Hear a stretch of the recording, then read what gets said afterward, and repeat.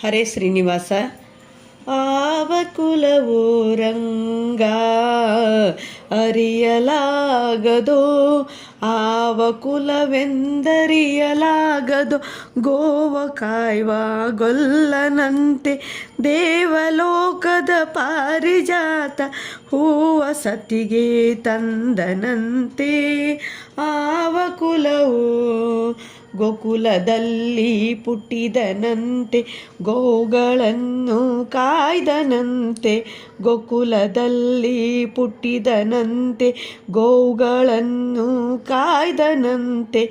ಕೊಳಲನೂದಿ ಮೃಗ ಪಕ್ಷಿಗಳ ಮರಳು ಮಾಡಿದನಂತೆ.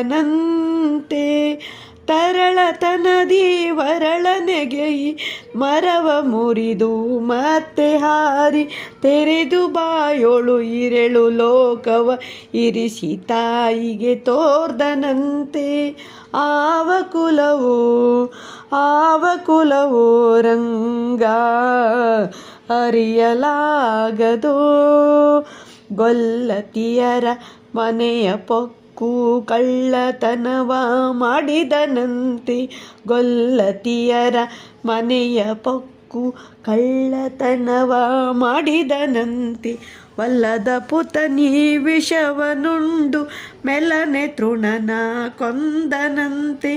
ಪಕ್ಷಿ ತನ್ನ ವಾಹನವಂತೆ, ಹಾವು ತನ್ನ ಹಾಸಿಗೆಯಂತೆ, ಮುಕ್ಕಣ್ಣ ತನ್ನ ಮೊಮ್ಮಗನಂತೆ, ಮುದ್ದು ಮುಖದ ಚಲ್ವನಂತೆ.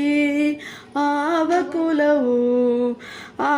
ಕುಲವು ರಂಗ ಅರಿಯಲಾಗದೋ, ಕರಡಿ ಮಗಳ ತಂದನಂತೆ, ಶರದಿ ಮಗಳು ಮಡದಿಯಂತೆ. ಕರಡಿ ಮಗಳ ತಂದನಂತೆ, ಶರದಿ ಮಗಳು ಮಡದಿಯಂತೆ. ಧರಣಿಯನ್ನು ಬೆಡಿದನಂತೆ, ಇರೆಳು ಲೋಕದ ಒಡೆಯನಂತೆ. ಹಡಗಿನಿಂದಲಿ ಬಂದನಂತೆ, ಕಡಲ ದಡಿಯಲ್ಲಿ ನಿಂತನಂತೆ. ಒಡನೆ ಮಾಧ್ವರಿಗೊಲಿದನಂತೆ, ಒಡೆಯ ಹಯ ವದನನಂತೆ. ಆವ ಕುಲವು ರಂಗ ಅರಿಯಲಾಗದೋ. ಹರೇ ಶ್ರೀ